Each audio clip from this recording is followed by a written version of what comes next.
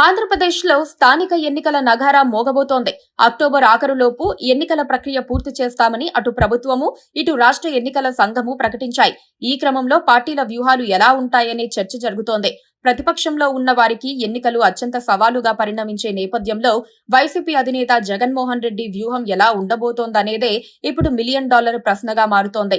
Party తరపున చేయించిన ప్రాథమిక సర్వేలను లెక్క చూసుకుని స్థానికంగా అభ్యర్థులను నిర్ణయిస్తారని చెబుతున్నారు.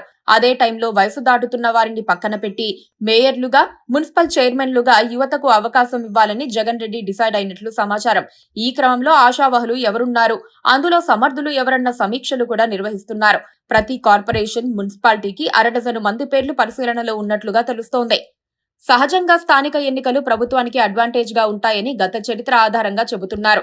అయితే కూటమి ప్రభుత్వం అనూహ్యంగా తీసుకున్న నిర్ణయం వల్ల ఈ ఎన్నికల్లో అటువంటి ఫలితాలు పునరావృతమయ్యే అవకాశాలపై అనుమానాలను వ్యక్తం చేస్తున్నారు. దీనికి ప్రధాన కారణం ప్రత్యక్ష ఎన్నికల కారణంగా అభ్యర్థి బలాబలాలతో పాటు పార్టీ ఓటింగ్ కీలకంగా మారే పరిస్థితి ఉందని అంటున్నారు. పరోక్ష ఎన్నికల విధానంలో ప్రజలతో అంతగా సంబంధాలు లేని వారు సైతం లాబీయింగ్ ద్వారా మేయర్లు, మున్సిపల్ చైర్మన్లుగా పదవులు పొందే అవకాశం ఉండేదని అంటున్నారు. ప్రస్తుతం కూటమి తీసుకువస్తున్న సంస్కరణల కారణంగా బలమైన రాజకీయ నేపథ్యం, ప్రజలతో సత్సంబంధాలు ఉన్నవారికి గెలుపు అవకాశాలు ఉంటాయని అంటున్నారు. రాష్ట్రంలో మొత్తం 123 మున్సిపాలిటీకి ప్రత్యక్ష పద్ధతిలో ఎన్నికలు జరిగే అవకాశాలున్నాయని అంటున్నారు. ఇందులో 17 కార్పొరేషన్లుండగా 82 మున్సిపాలిటీలు, 24 నగర పంచాయతీలు ఉన్నాయని అంటున్నారు. ఈ ఎన్నికల్లో గెలవటం ద్వారా పార్టీ శ్రేణుల్లో నైతిక స్థైర్యం తీసుకురాగలిగితే 2029 ఎన్నికలకు వైసీపీపై భారం తగ్గుతుందని పరిశీలకులు వ్యాఖ్యానిస్తున్నారు.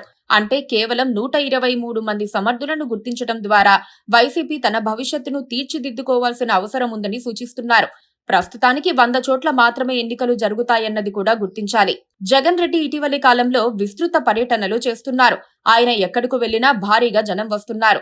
అందులో యువతే ఎక్కువగా కనిపిస్తోంది. జగన్ ను చూడగానే జనం కేరింతలు కొడుతున్నారు. అందులో యువ నాయకత్వం ఎక్కువగా కనిపిస్తున్నందున జగన్ రెడ్డి ఆ దిశగా ఆలోచిస్తున్నారని పార్టీ వర్గాలంటున్నాయి. ఇంకా ఉమారెడ్డి, పిల్లి సుభాష్ చంద్రబోస్ లాంటి వారిని, దారి తప్పిన దువ్వాడ శ్రీనివాస్ లాంటి వారిని పట్టుకొని వేలాడే బదులు పార్టీకి వెన్నుదన్నుగా ఉండే యువ నాయకులను ప్రోత్సహించాలని జగన్ భావిస్తున్నారు. అప్పుడు టీడీపీలో అసంతృప్తిగా ఉన్న యువ నాయకత్వం కూడా తమ వైపుకు వస్తుందని ఆయన ఎదురు చూస్తున్నారు. దీనిపై వచ్చే వారాంతంలో జరిగే ఒక కీలక సమావేశంలో స్పష్టత రానుంది.